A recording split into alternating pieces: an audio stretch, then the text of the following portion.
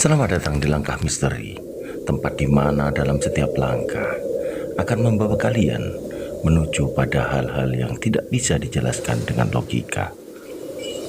Sebelum kita melangkah, buat kalian yang belum subscribe channel ini, silahkan kalian subscribe terlebih dahulu dan aktifkan juga tanda loncengnya agar kalian tidak ketinggalan setiap update video terbaru dari channel ini.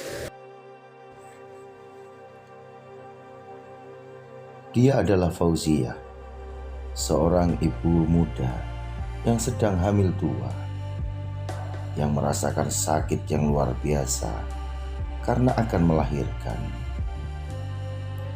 Fauziah meringis kesakitan saat seorang dukun beranak di desa Rejosari membantunya untuk melahirkan. Mak Saidah, begitulah sapaan akrab wanita berusia 60 tahun itu. Ia menyeka keringat di dahinya sambil memijit perut Fauziah dari atas hingga turun ke bawah. Tarik nafas, buang, lakukan pelan-pelan, seru Mak Saidah memberi arahan. Fauziah mengerang kesakitan. Fauziah yang sudah bermandikan keringat itu mengangkat kepalanya, melihat ke bawah. Sakit yang luar biasa ia rasakan saat akan mengeluarkan buah cintanya dengan Dayat.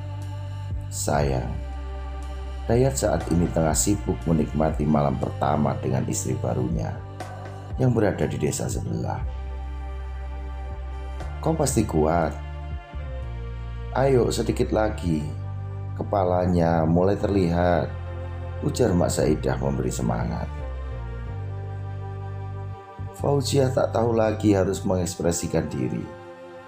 Tak cuma sakit fisik, tetapi hatinya juga. Harusnya ia didampingi oleh sang suami. Kini ia berjuang sendirian melahirkan buah hati mereka. Wanita itu meremas bantal, lalu mengangkat pinggulnya sambil mengejan hebat. Fauziah berjuang sekuat tenaga, sedangkan Mak Saidah menadahkan tangannya di bawah pinggul karena kepala bayi mulai terlihat keluar. Ayo, dikit lagi Fauziah, jangan angkat pinggulmu, nanti akan semakin robek, ucap Mak Saidah. Pikiran Fauziah tak menentu lagi. Ia hanya fokus mengeluarkan bayi itu. Pinggulnya terangkat hingga jalan untuk keluar bayi itu semakin robek hingga terjadi pendarahan hebat. Darah mengalir deras, diikuti kepala bayi yang mulai keluar perlahan. Mak Saidah pun menarik dengan lembut agar seluruh tubuh bayi yang masih merah itu keluar dengan utuh. Bak tersentak. Pinggul Fauziah terhempas ke bawah. Wajahnya pusat pasi. Tubuhnya menunjukkan reaksi yang berbeda. Ya, wanita itu mengalami kejang dengan mata mendelik ke atas. Mak Saidah panik bukan main. Matanya terbeliak melihat ari-ari yang keluar dengan sendirinya, bersamaan dengan darah segar yang mulai menggenangi perlak. Bayi merah yang digendong Mak Saidah pun tak menangis. Wanita tua itu meletakkan bayi tersebut di atas dada Fauziah agar ikatan batin antara ibu dan bayi bisa terhubung dan keduanya bisa selamat. Ya Allah, bagaimana ini? Mak Saidah bingung harus berbuat apa. Ia ingin memanggil tetangga, takut meninggalkan Fauziah bersama bayi tersebut. Akhirnya ia duduk di pinggir ranjang sambil menggosok telapak tangan Fauziah yang terasa dingin. Sadarlah nak. Fauziah mulai melemah. Bayangan pengkhianatan suaminya bersama seorang wanita terekam jelas di otaknya. Kedua sudut matanya basah. Pandangannya mulai meredup. Jantungnya mulai melemah. Dadanya sesak luar biasa.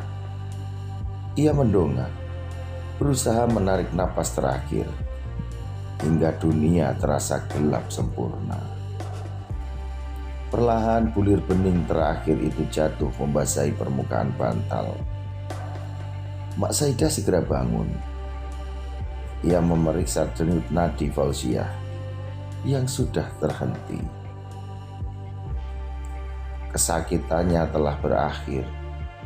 Anehnya, sang bayi mengeluarkan suara tangis, seolah dengan kepergian ibunya memberi ia kehidupan baru.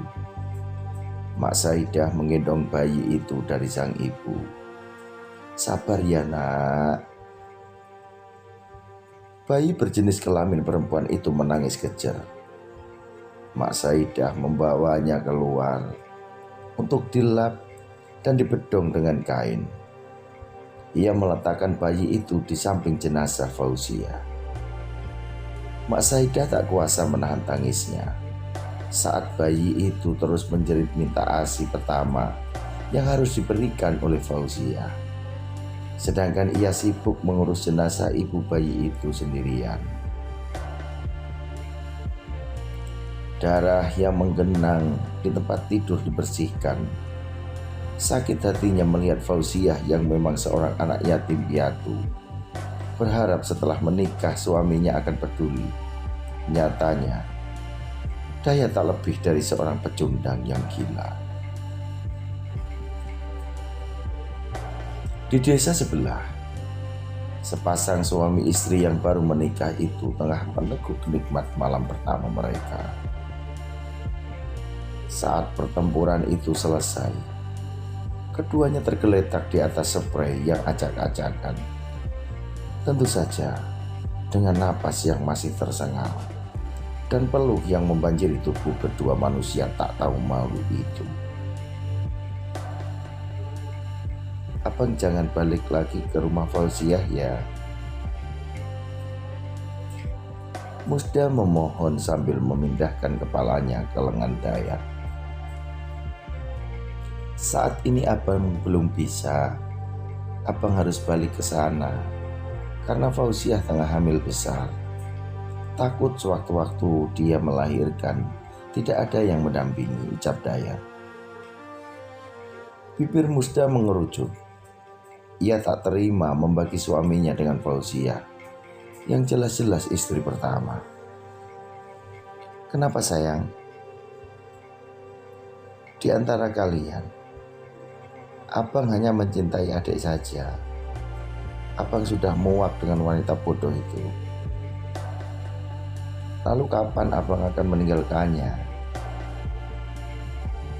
tanya Musda. "Apa nunggu dia mati? Kalau begitu biar aku percepat saja kematiannya," sungut Musda. "Tidak boleh begitu.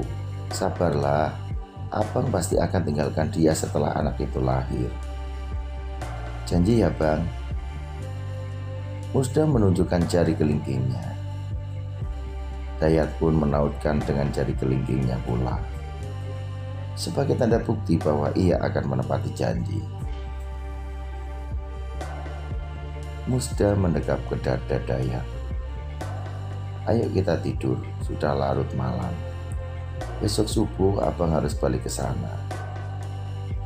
Jangan lama-lama ya.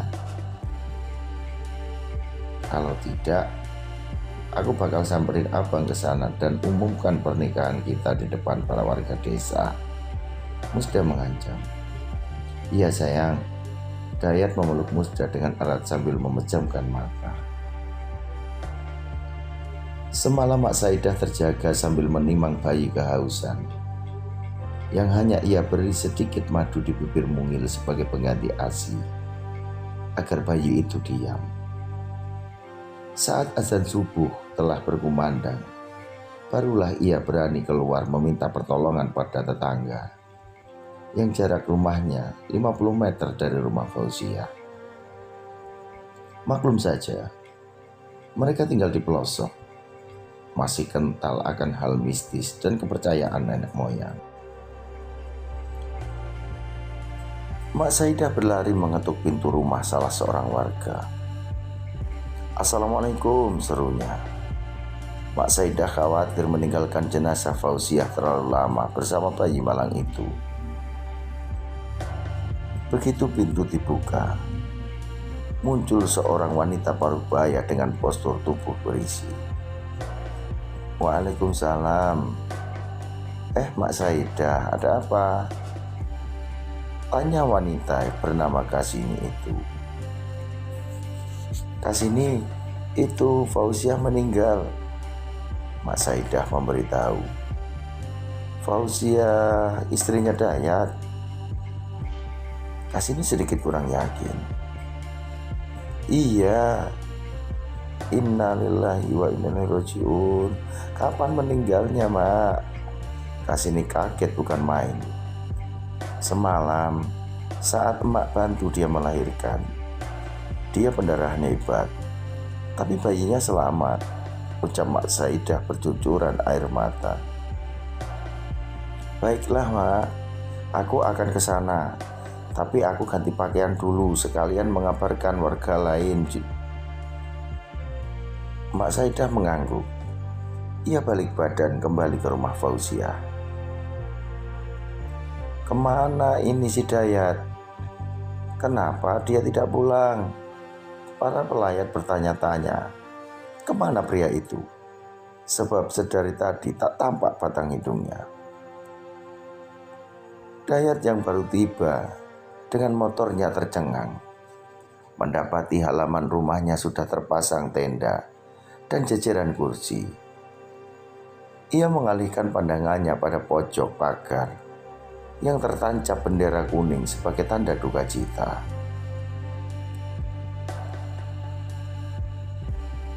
Lelaki itu terhenyak. Perasaannya mulai tak enak memikirkan Fauziah. Ya, siapa lagi orang di rumahnya selain Fauziah?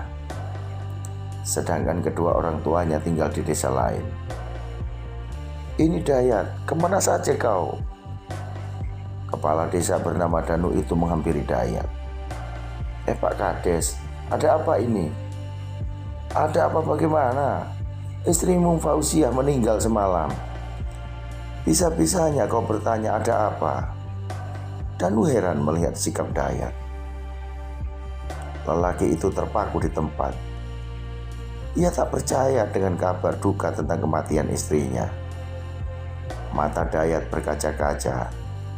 Ia berlari masuk ke dalam rumah dan langkahnya memelan mendengar tangisan bayi dari dalam kamar. Sedangkan tatapannya fokus pada sosok jenazah yang diselimuti kain.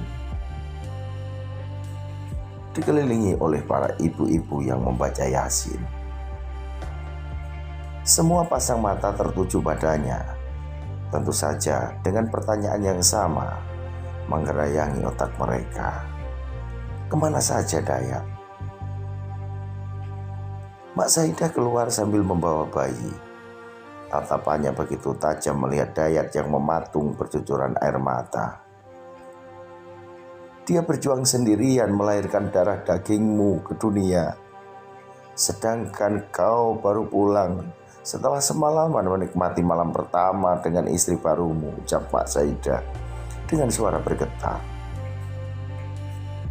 Bacaan Yasin itu terhenti. Semua tertuju pada Dayat. "Hapus air matamu dan tertawalah agar kau puas," jerit Mak Saidah.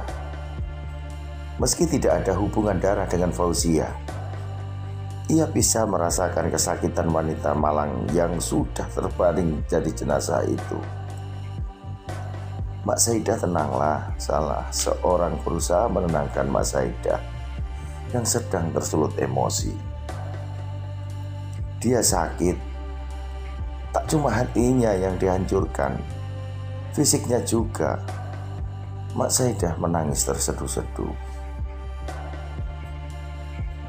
Tungkai kaki Dayat lemas seketika. Ia jatuh terduduk di lantai, menunduk, dan membiarkan bulir-bulir bening itu jatuh. Segala penyesalan datang menuntut. Sayang, semua itu tak akan mengembalikan Fauziah. Ya, sesuai yang diinginkan oleh Musda, istri barunya.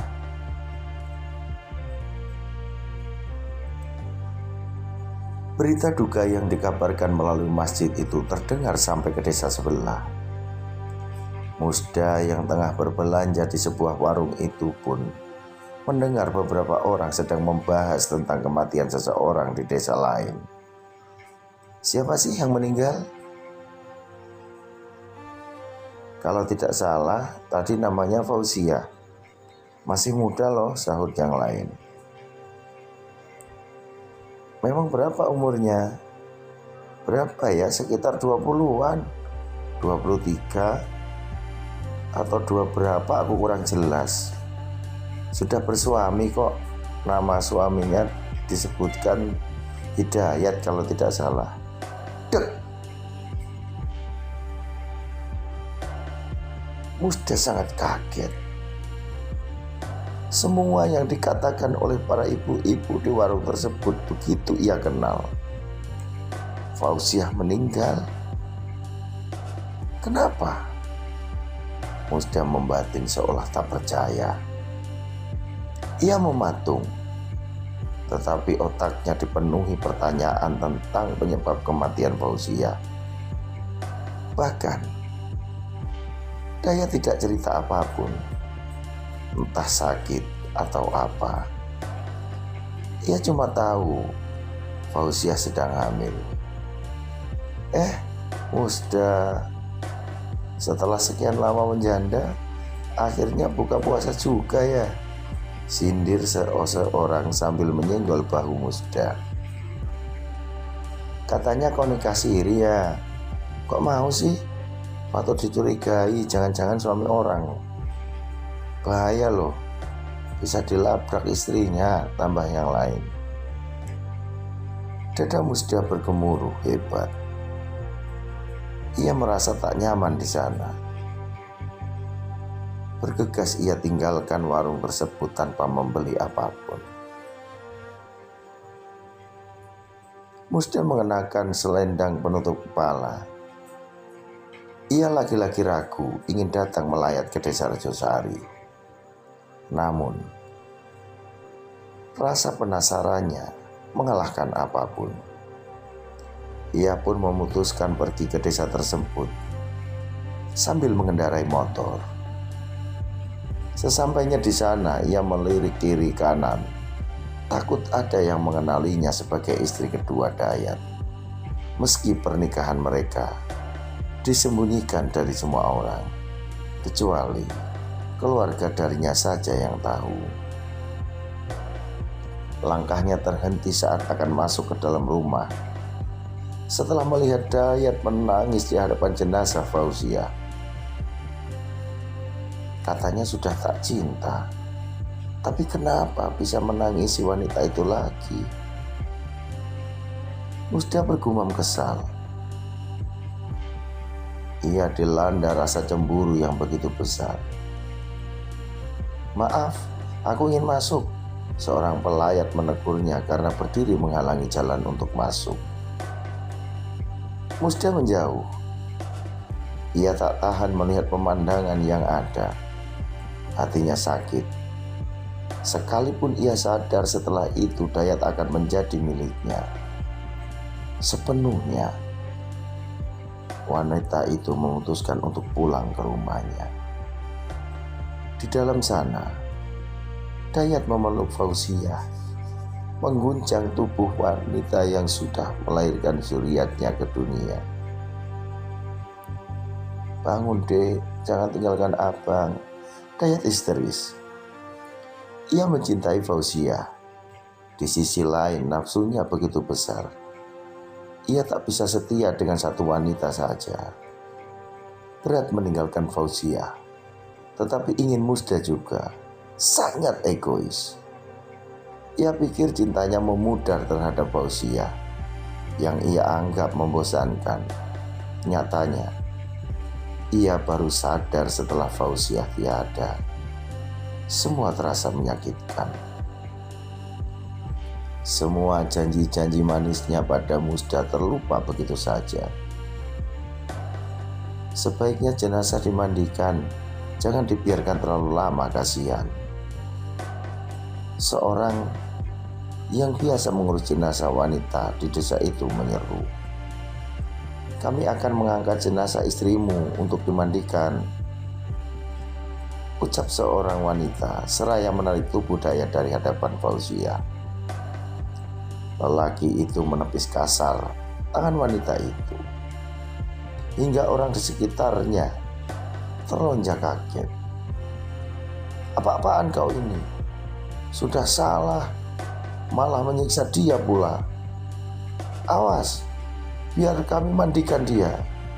Kasihan terlalu lama kau ratapi pakai air mata buayamu itu," seru Kasini kesal. Bahkan Kasini minta dipanggilkan beberapa pria di luar untuk mengurusi Dayat yang keras kepala itu. 2 orang pemuda masuk ke dalam dan menarik Dayat dari hadapan Fauziah. Kasini pun menyuruh orang-orang untuk mengangkat jenazah Fauziah ke belakang agar dimandikan. Tiba-tiba selendang putih yang menutup wajah jenazah terlepas begitu saja. Jenazah itu terasa ringan. Yang membuatnya jadi pusat perhatian adalah air mata yang keluar dari sudut mata jenazah. Astagfirullahaladzim. Orang-orang yang mengangkat jenazah Fauziah terpekik. "Tidak apa-apa, bawa saja," ucap Kasini. Jenazah Fauziah kembali dibawa ke belakang. Dayat yang ada di luar sana meraung tak menentu, memanggil Fauziah. Ia mencak-mencak anak kecil yang kehilangan ibunya. Kemudian Danu, kepala desa, terpaksa menampar Dayat agar suami Fauziah itu berhenti bertingkah yang hanya akan menyiksa jenazah istrinya. Bekas gambaran tangan Danu diusap pelan oleh Dayat. "Anggap itu tamparan dari orang tua Fauziah," ucap Danu dengan gigi gemeretak. Tentu saja geram. Wajah Dayat sembab dan merah. Ia tertunduk mengingat semua perlakuannya terhadap Fauziah. Sesekali ia mengelap cairan bening yang keluar masuk dari hidungnya. Tak ada yang peduli padanya. Para pelayat menatap Dayat seolah tak lebih dari seorang pecundang, bukan keluarga yang tengah berduka yang harus dihibur hatinya. Memuakkan. Danu kembali duduk di kursinya. Semua orang tahu bagaimana sifat dan tingkah Fauziah selama ini. Ya, dia dikenal baik dan sangat ramah kepada siapapun. Tak pernah bermasalah dengan siapapun. Ia juga dikenal begitu patuh terhadap Dayat. Tak satu pun kurang darinya. Hanya Dayat saja yang tak pandai bersyukur. "Bu, ini tubuh Fauziah kok lebam ya?" seru pemandi jenazah saat membasuh bagian kepala dan badan atas. Kasini yang ikut memandikan melihat bagian yang ditunjukkan oleh temannya itu. Astagfirullahaladzim. Ia mengelus dada. Teringat suatu ketika ia melihat Fauziah dalam keadaan pincang ketika menjemur pakaian di pagar kayu di depan rumah. Ketika ditanya, Fauziah berkilah bahwa kakinya itu tergilir. Namun, saat itu juga Kasini melihat Dayat keluar dalam keadaan marah. Tetap Fauziah menyapa suami dengan baik meski tak disambut baik oleh Dayat. Cerita itu disimpan oleh Kasini karena tak baik menceritakan aib seseorang di depan jenazah itu sendiri.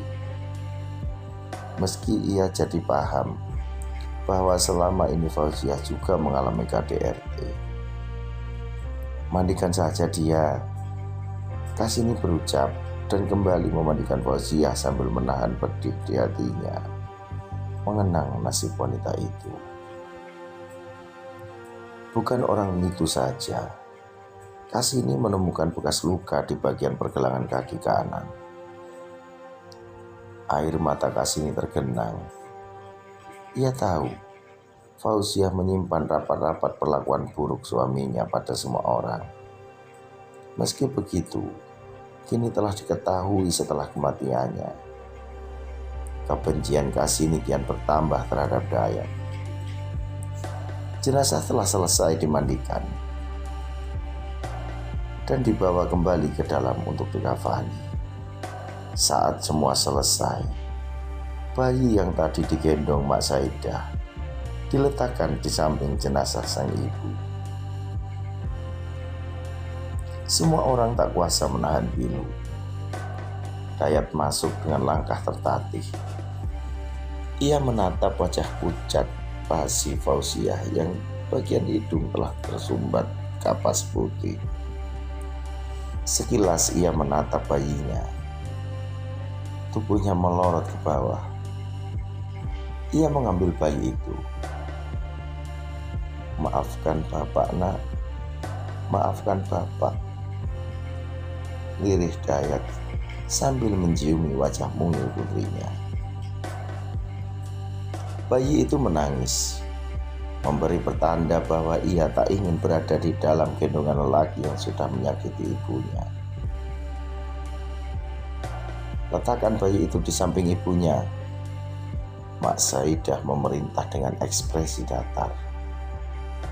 "Ini anakku." Dayat mendekap anaknya tak ingin melepaskan. "Anak katamu?" Mak Saidah kehilangan kesabarannya. Ia ditahan oleh yang lain. "Sudah, Mak, biarkan saja dia," ujuk seseorang. Mak Saidah sadar ia orang lain, tetapi ia tak bisa diam. Ia paling tahu bagaimana sakitnya Fauziah semalam ketika melahirkan. Kain kafan bagian wajah itu ditutup sempurna. Jenazah siap untuk disolatkan.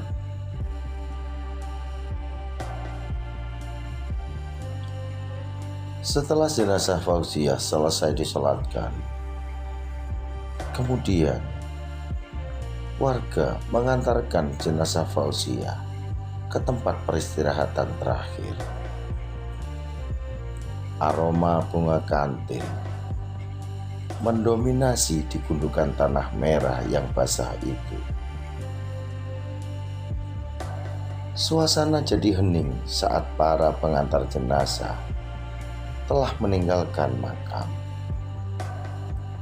Akan tetapi, Dayat terus meratapi diri dengan duduk sendirian di sana. Air matanya seakan tak habis. Sejuta kata maaf yang ia lontarkan terasa percuma. Kini, wanita penyabar yang selalu diam saat dibentak, pasrah saat disiksa, itu telah tiada. "Abang, mau kemana?" Masih teringat jelas pertanyaan Fauziah saat Dayat akan melangkah keluar menikahi Musda. "Abang akan menikah lagi?"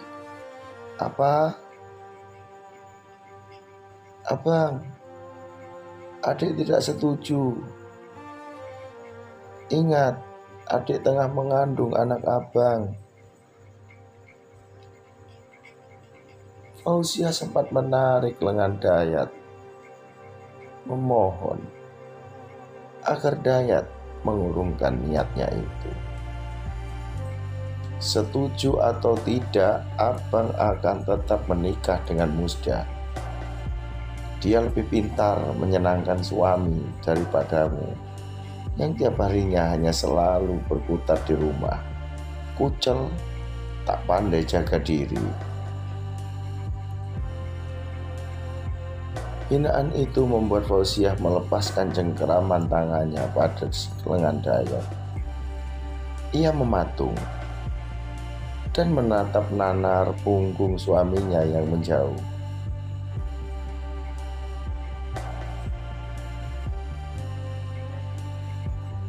Dayat berteriak histeris, menyesali perbuatannya.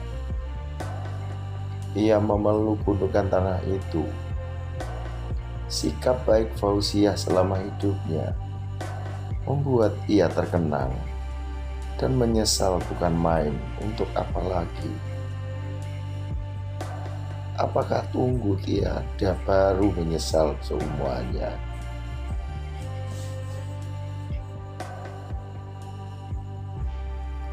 Langkah Dayat tercekat saat akan meninggalkan pemakaman. Ia menghapus air matanya saat tahu orang yang dihadapannya adalah Musda. "Dek, kok ada di sini?" tanya Dayat gugup. "Kenapa menangis, Bang?" tanya Musda dengan tatapan menyelidik. "Abang sangat mencintainya," lanjut Musda. Dayat terdiam. Ia belum punya jawaban untuk semua pertanyaan wanita yang baru saja dinikahinya itu. "Katakan, Bang," Musda berteriak. Sontak saja Dayat menatap tajam wanita di hadapannya itu. "Bisa direndahkan sedikit saja suaramu itu?" "Tidak bisa," jawab Musda dengan lantang. Dayat menjilat bibir bawahnya sambil mengusap dagu dan memalingkan wajah. Ya, dia tengah menahan emosi agar tidak memukul Musda. Emosi Dayat gampang tersulut. Andai di hadapannya itu adalah Fauzia, wanita yang ia kenal sangat lemah, tentu akan dia pukul seperti biasa. "Pulanglah ke rumahmu," suara Dayat merendah. "Mu?" Musda selangkah lebih dekat. Tatapannya sangat lekat. Ia tak percaya jika Dayat menyebutnya dengan kata "mu". Biasanya Dayat selalu memanggilnya dengan sebutan adik atau saya. Dayat memalingkan wajah sambil menghela napas berat. Sungguh, saat ini ia tak ingin berdebat. Hatinya tengah hancur setelah kepergian Fauzia. "Jahat sekali, Abang. Aku membenci Abang." Musda meninju dada Dayat sambil terisak. Kedua tangannya ditangkap oleh Dayat. "Maafkan Abang. Tolonglah mengerti sedikit saja. Biar bagaimanapun Fauzia itu ibu dari anak Abang. Jangan memperkeruh suasana. Adik pulang dulu ya. Nanti kita bicarakan baik-baik." Dayat menyerah. Ia memohon pengertian Musda, seraya menghatup kedua telapak tangannya. "Anak?" tanya Musda lagi. "Iya, Fauzia meninggal karena pendarahan hebat saat melahirkan anak kami," jawab Dayat dengan suara bergetar. Musda diam dengan mulut menganga.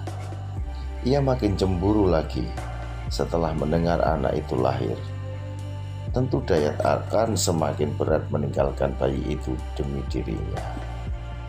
"Aku benci Abang," bentak Musda keras. dan berbalik badan meninggalkan Dayat yang terpaku di sana. Lelaki itu memijit pelipisnya dan mengayunkan tangannya ke depan karena kesal. Tak cuma itu saja, ia mengacak-acak rambutnya frustasi.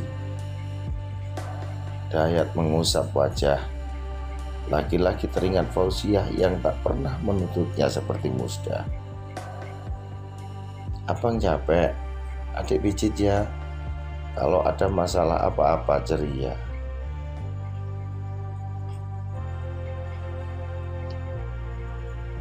Kalimat yang bernada lembut itu terngiang di telinga Dayat.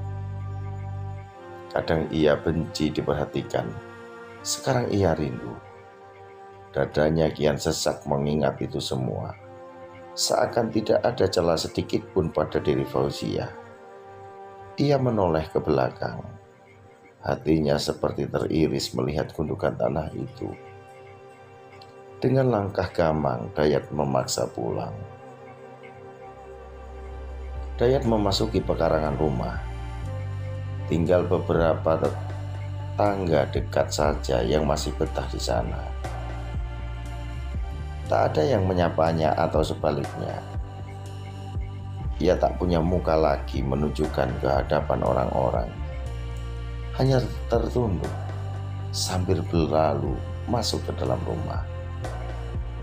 Pria itu dibuat tercengang saat orang tuanya datang menatapnya dengan tajam.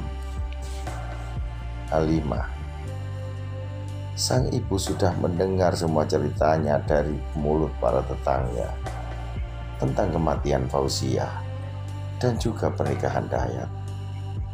Hasan, pria berusia 50 tahun itu, bangkit dan langsung melayangkan tamparannya ke wajah sang putra.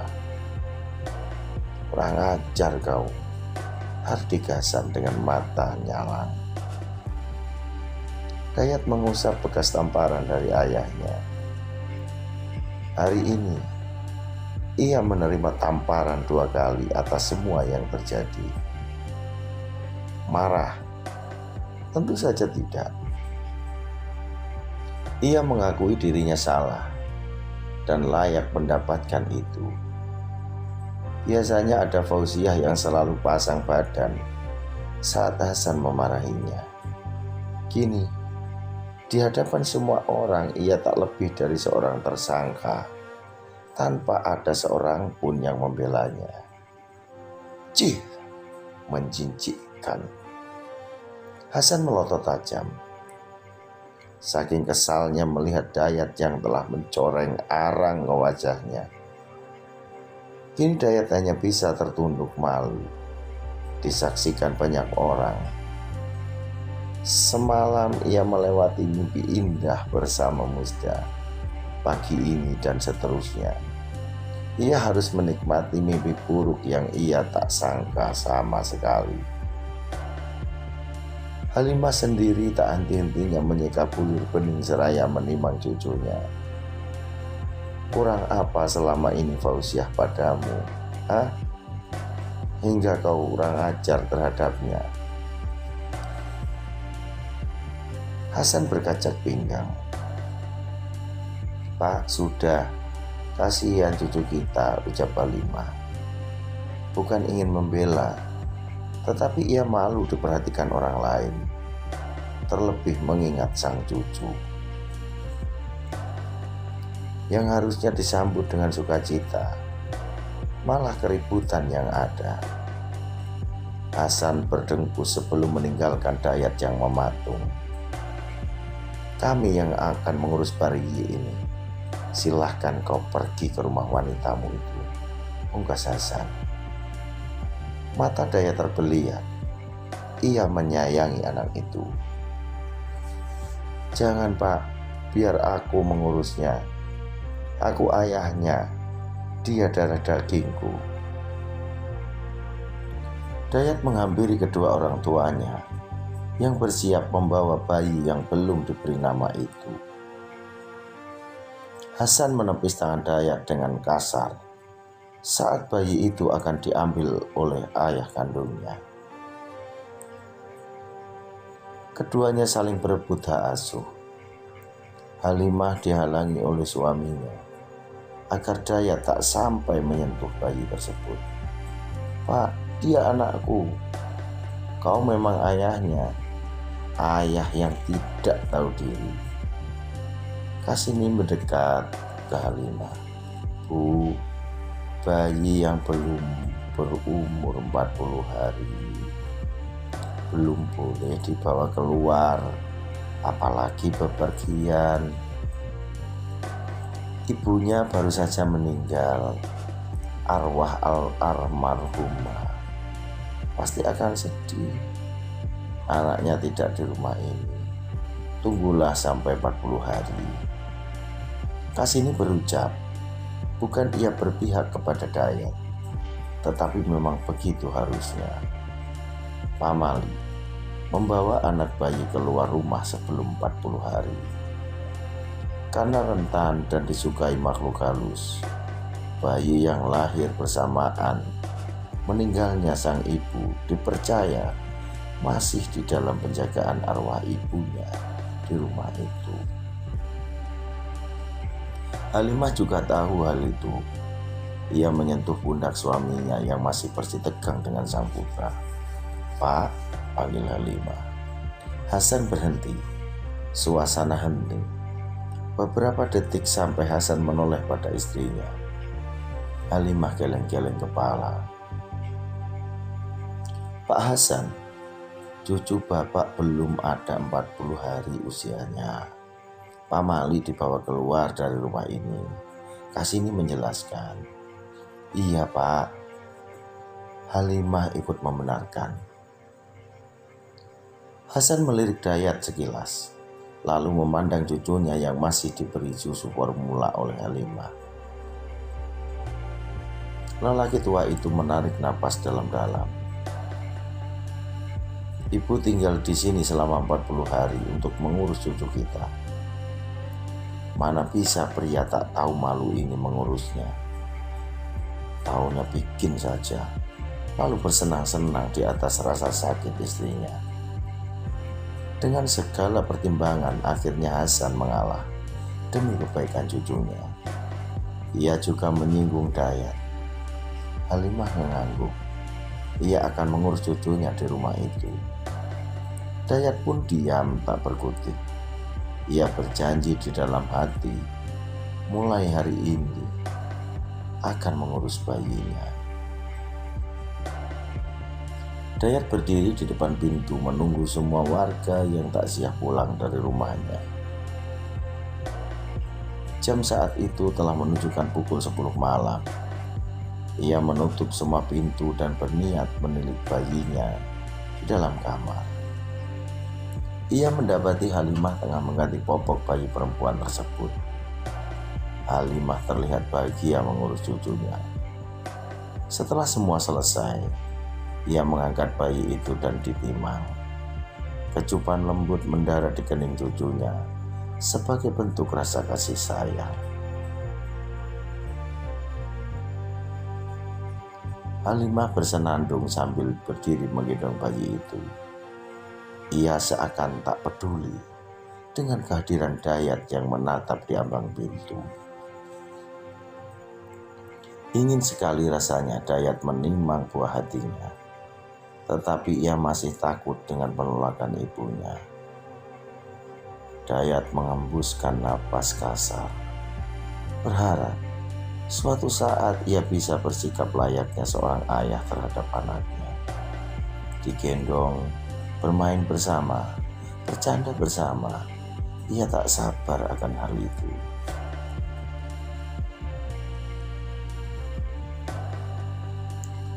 Dayat tersentak kaget. Lamunannya buyar ketika saat tangan seseorang menepuk pundak dari belakang. Spontan Dayat menoleh ke belakang. Ia terperanjat kaget melihat Halimah yang ternyata menepuk pundaknya. Jika Halimah ada di belakangnya, lalu siapa di dalam kamar yang menggantikan popok bayi itu? Dan bahkan tersenandung sambil menimang bayinya. Ia kembali melihat ke dalam kamar. Sosok yang menyerupai ibunya itu sudah menghilang. Sedangkan bayinya ada di atas ranjang, telah berganti popok. "Kau mengganti popoknya?" tanya Halimah. Dayat membisu. Bulu kuduknya merinding seketika. Padahal tadi nenek tinggal. Nangis. Sekarang sudah berganti popoknya, malah tidur pulas. Halimah berucap sambil mengangkat cucunya dan dipindahkan ke tengah ranjang. Dayat urung memasuki kamarnya. Ia terhenyak, duduk di sebuah kursi sambil melamun. Derap langkah seseorang membangunkan Dayat yang sempat tertidur di ruang tamu. Ia mengangkat kepalanya dalam keadaan mata yang berat. "Ibu," lirihnya. Berpikir derap langkah itu milik Halimah. Dayat mengusap wajahnya dengan kasar. Rumah terasa sunyi. Biasa Fauziah selalu membangunkannya untuk pindah tidur ke dalam kamar.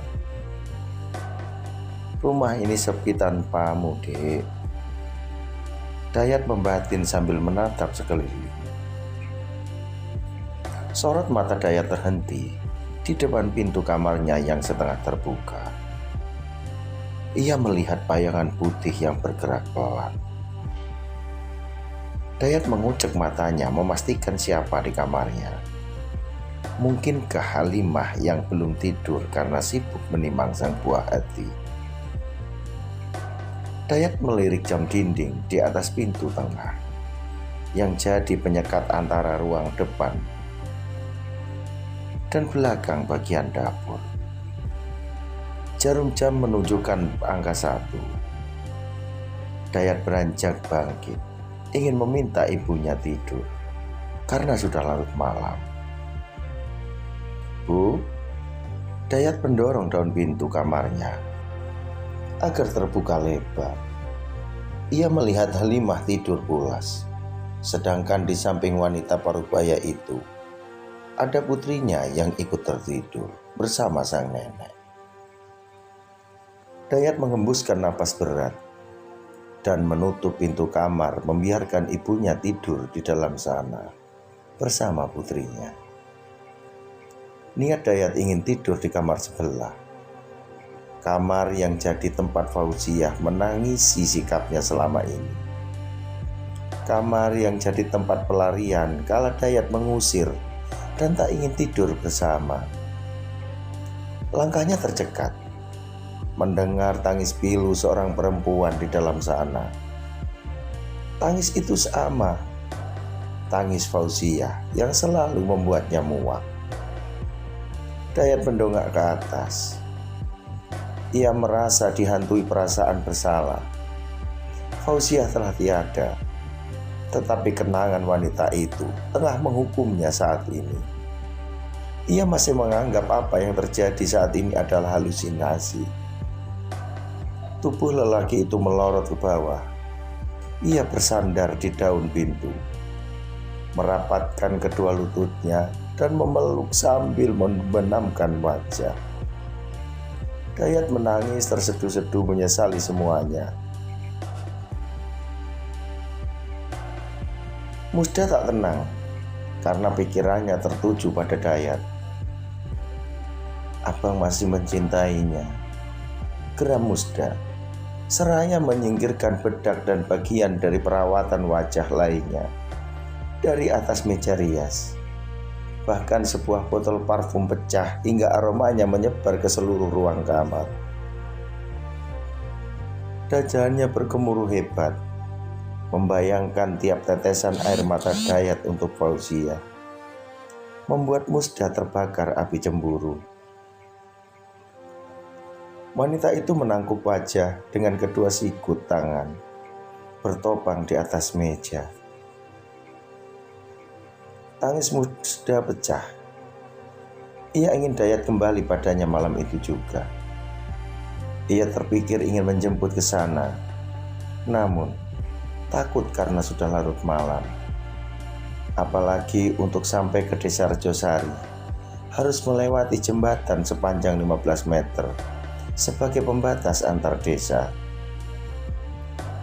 Di kiri kanan jalan juga pepohonan rimbun. Membayangkan saja membuat bulu kuduk Musda merinding. Musda beranjak bangkit seraya menghapus air matanya. Ia berjalan gontai, lalu naik ke atas ranjang yang jadi saksi bagaimana panasnya malam pertama mereka kemarin. Ia usap-usap bagian yang sempat ditiduri oleh Dayat. Masih tersisa aroma parfum lelaki itu di sana. Musda meringkuk sambil memeluk guling, berharap agar waktu cepat berlalu dan bisa bertemu dengan lelaki itu.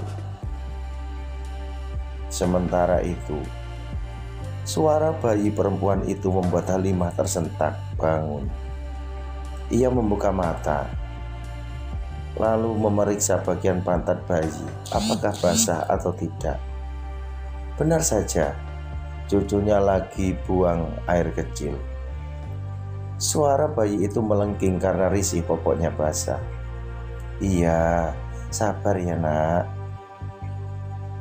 Halimah beringsut turun ingin mengambil popok ganti. Wanita itu terhuyun-huyun berjalan ke pojokan kamar, karena di sana letak keranjang berisi pakaian bayi dan segala perlengkapannya.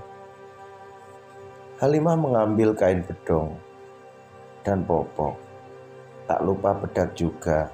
Ia berjalan kembali ke ranjang. Sayang, cucu nenek. Sabar ya, Halimah berucap sambil membuka kain bedong yang telah basah itu. Ia mengelap bagian bawah cucunya. Bayi tersebut tak kunjung berhenti. Wajahnya merah, suaranya bergetar karena menangis terlalu lama. Bedong baru telah dipakai. Kini Halimah harus menidurkan bayi itu dengan susah payah. Ia timang-timang cucunya. Sayang, bayi almarhumah Fauzia juga tak mau diam. Halimah membawanya ikut serta keluar, ingin membangunkan Dayat agar ia bisa buatkan susu. Tatapan Halimah fokus pada Dayat yang meringkuk di depan pintu kamar sebelah. Halimah mendekati putranya.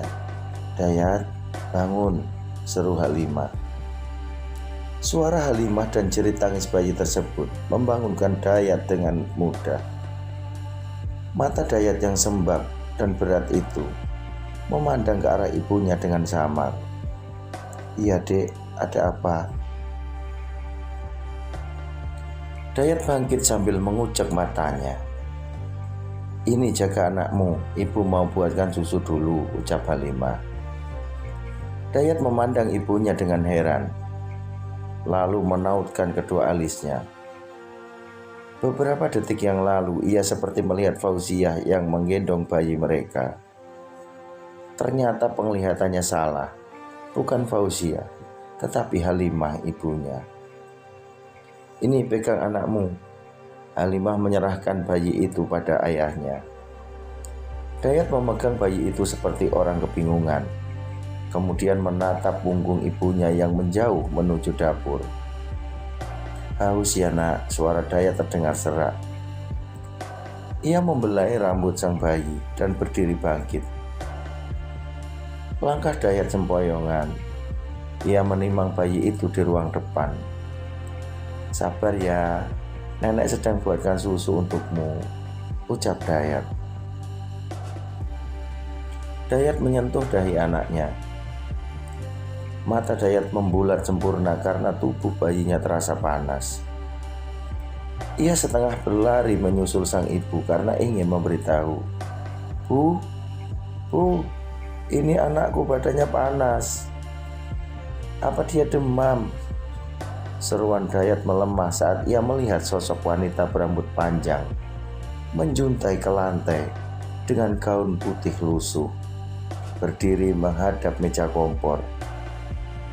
Halimah tidak ada di sana. Ia memanaskan air untuk membuat susu, lalu ditinggal sebentar karena ingin buang air kecil di kamar mandi.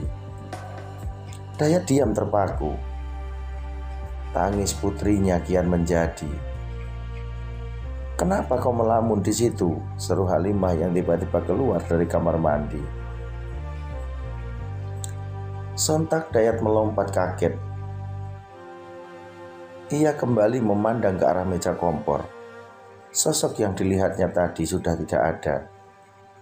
Dayat memutar badan mencari sosok itu ke segala sudut dapur. Tatapannya berhenti pada Halimah yang menatapnya dengan heran. "Kenapa kau bawa bayimu ke dapur?" "Tadi ada perempuan yang berdiri di situ, Bu." Dayat menunjuk ke arah meja kompor. Halimah menepuk jidatnya. Ia baru sadar kalau air yang ia masak telah mendidih. Bergegas ia matikan kompor itu. "Bu, dengar aku tidak?" Dayat melenggang mendekati ibunya. "Kau bicara ngelantur. Bawa anakmu ke depan. Ibu akan segera menyusul," ketus Halimah. Untuk saat ini, ia tak bisa merendahkan nada bicaranya karena masih kesal dengan Dayat. Biasanya, Halimah selalu menerima kesalahan Dayat karena putranya itu adalah bungsu dan jadi kesayangannya. Kali ini tidak. Halimah teramat kecewa dan merasa malu karena merasa Dayat begitu, karena didikannya juga. Halimah ke depan dengan susu di tangannya. Susu itu telah diukur suhunya sesuai dengan yang dianjurkan. Tidak panas karena Halimah telah mencampurnya dengan air biasa. Seharusnya ia sediakan air panas di dalam termos. Jadi sewaktu-waktu ingin membuat susu, tak perlu memanaskan air lagi. Karena sibuk mengurus cucunya seorang diri, ia jadi lupa. "Sini cucu ibu." Halimah mengambil alih menggendong cucunya tersebut, lalu diberikan susu. Sayang, bayi itu tak mau menyusu. Badannya panas. "Bu," Dayat berucap. Halimah menyentuh dahi dan pipi cucunya. "Astagfirullahaladzim, badanmu panas, Nak," ujar Halimah. Ia meletakkan susu tersebut ke atas meja. "Kau buka bajumu," titah Halimah. "Untuk apa, Bu?" tanya Dayat tak mengerti. "Buka saja bajumu," bentak Halimah. Ia lebih tahu apa yang harus dilakukan karena sudah berpengalaman. Dayat membuka kancing bajunya satu persatu. Halimah pun melepaskan kain bedong hingga menyisakan popok, sarung tangan, dan kaki pada bayi itu. Halimah menyerahkan cucunya kembali digendong oleh Dayat. "Dekap dia agar kulitmu menempel dengan kulitnya, sambil kau beri dia susu," titah Halimah. Dayat manut. Ia menggendong bayinya dan sedikit didekap di dadanya. Lalu ia timang-timang pelan sambil memberi susu. "Jika besok panasnya tidak turun, terpaksa bawa dia ke puskesmas," ujar Halimah. Dayat mengangguk. Ia berjalan di sekitar sambil menimang bayinya tersebut. Meski mata mengantuk, ia coba untuk tetap nyalang demi bayinya agar diam. Halimah menunggu seraya duduk di kursi. Tak sadar, wanita parubaya itu terlelap di sana. Kini tinggal Dayat yang menjaga bayinya yang mulai diam dan tidur. Setelah beberapa jam ia berdiri dan menimang. Ia memeriksa suhu tubuh bayinya yang berangsur-angsur turun. Hatinya sedikit lega. Susu di dalam botol juga telah habis. Niat Dayat membawa anaknya ke dalam kamar agar ia bisa tidur. Saat bayi itu diletakkan di atas ranjang, sang bayi kembali menangis. "Oh Tuhan," Dayat menyeru. Hampir-hampir ia menangis karena bayinya. "Iya Nak, iya. Mau digendong saja ya." "Baiklah, ayah akan turuti," ucap Dayat menyerah. Ia kembali menggendong putrinya dan menimang. Anehnya, si putri seakan tengah memberi pelajaran pada ayahnya. Karena ayahnya tidak bisa tidur semalaman. Ya, bukankah dulu Dayat sering membuat Fauziah terjaga hanya karena menangis setelah dibentak dirinya? Bukannya membujuk, Dayat seakan tak peduli dan malah tinggal tidur nyenyak. Dayat tanpa sadar tengah menjalani karmanya secara perlahan.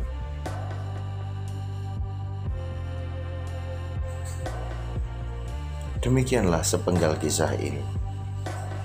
Semoga kita bisa mengambil pelajaran dan menjadikan kita lebih baik lagi ke depannya. Dan tetap ikuti terus update video terbaru dari kami. Tetap di Langkah Misteri, tempat di mana akan membawa kalian akan menuju pada hal-hal yang tidak bisa dijelaskan dengan logika.